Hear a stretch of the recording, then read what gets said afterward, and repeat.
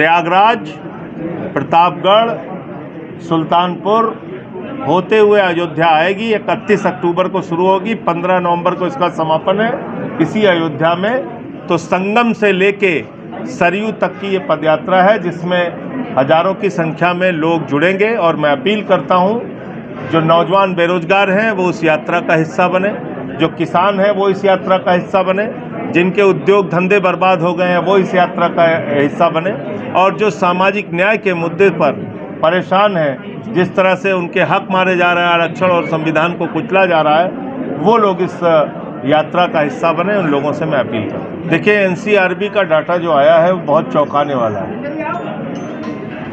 उत्तर प्रदेश में अपराध बहुत तेज़ी के साथ बढ़ा है, उस पर नियंत्रण नहीं हो रहा है। भले ही बुलडोजर चला के योगी जी अपनी तारीफ खुद से करते रहें, लेकिन हकीकत तो फिलहाल यही है। तो इसलिए जिस घटना का आप जिक्र कर रहे हैं उसकी पूरी जानकारी मुझे नहीं है, लेकिन हर जिले में हत्या की, लूट की, डकैती की, बलात्कार की घटनाओं में वृद्धि हुई है। यहाँ तक कि दलितों और पिछड़ों के साथ हो रहे अत्याचार के मामलों में भी वृद्धि हुई है। तो उत्तर प्रदेश अपराधियों के लिए तो एक ऐसगाह बन चुका है। बरेली में अभी आप लोगों के आने से पहले भी मैं बोल रहा था, बुलडोजर किसी समस्या का समाधान नहीं है, और ये सर्वोच्च न्यायालय के आदेश की धज्जियां उड़ाई जा रही हैं। सर्वोच्च न्यायालय ने कहा है कि आप किसी के भी घर पे ऐसे बुलडोजर नहीं चला सकते। न्याय की अपनी प्रक्रिया है, आपको नोटिस देना है, कारण बताना है, अगर बहुत ज़रूरी है हटाना तो उसके लिए मुआवजा देना है। ऐसे ही आप भाई कानून की अगर किसी ने अपराध किया है तो कानून की तमाम धाराएं हैं, उसके खिलाफ कार्रवाई कीजिए। बुलडोजर कहाँ से आ गया? आपके अपने सनक के लिए आप कुछ भी करेंगे। आपके दिमाग पे सनक सवार हो गया कि हमें बुलडोजर चलाना है, बुलडोजर चला देंगे। आपने यहाँ क्या किया अयोध्या में? 95% हिंदुओं के घर तोड़े गए अयोध्या में, 95% हिंदुओं के। तो 10-20 मुसलमानों के घर तोड़ते हैं, कहते हैं हिंदुओं खुश हो जाओ, हम मुसलमानों का घर तोड़ रहे हैं। तो हिंदू खुश हो जाते हैं, फिर 95% हिंदुओं का घर तोड़ते हैं। यही काम बनारस में हो रहा है, यही काम अयोध्या में हुआ, और बरेली में आप देखिए जिस तरह से वहाँ मुसलमानों के घर चुन चुन के तोड़े जा रहे हैं या उस पर बुलडोजर चलाया जा रहा है। ये इनकी मानसिक दिवालियापन का उदाहरण है, इसके अलावा कुछ नहीं। बुलडोजर चला चला के आप अपराध नहीं रोक सकते। अपराध रोकना है तो कानून में धारा है, उसके खिलाफ कार्रवाई कीजिए कानून संगत। तो आज अयोध्या प्रांत की बैठक थी। इस अयोध्या प्रांत के जो जिले थे, वहाँ के कार्यकर्ता थे, पदाधिकारी थे, वो लोग आज की बैठक में शामिल हुए।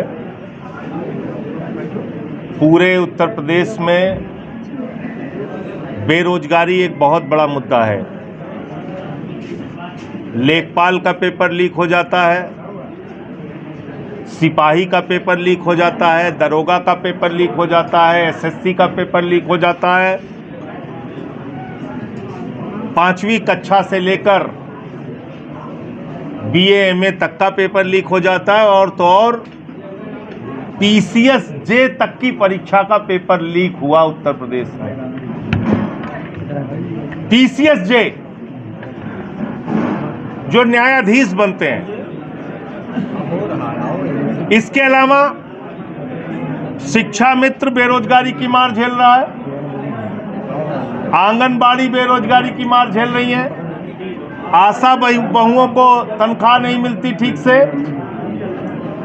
मनरेगा के मजदूर अपनी लड़ाई लड़ रहे हैं।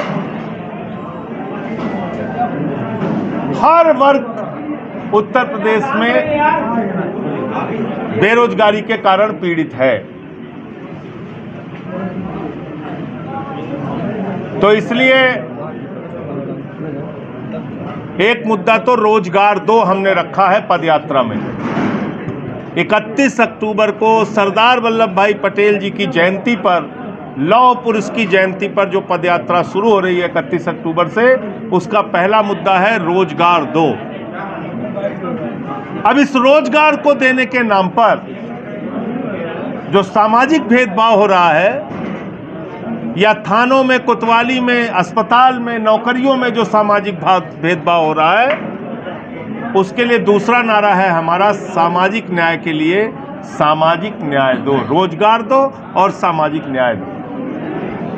क्योंकि आज हम उत्तर प्रदेश में देख रहे हैं जाति के नाम पर भेदभाव, धर्म के नाम पे भेदभाव, बुलडोजर की राजनीति और तमाम तरीके की राजनीति उत्तर प्रदेश में आज की तारीख में चल रही है, जिसमें खुले तौर पर देखा जा सकता है, चाहे वो बांदा विश्वविद्यालय का उदाहरण हो या लखीमपुर के कोऑपरेटिव बैंक का, कि उसमें किस तरह से आरक्षण को खत्म करने का प्रयास किया गया।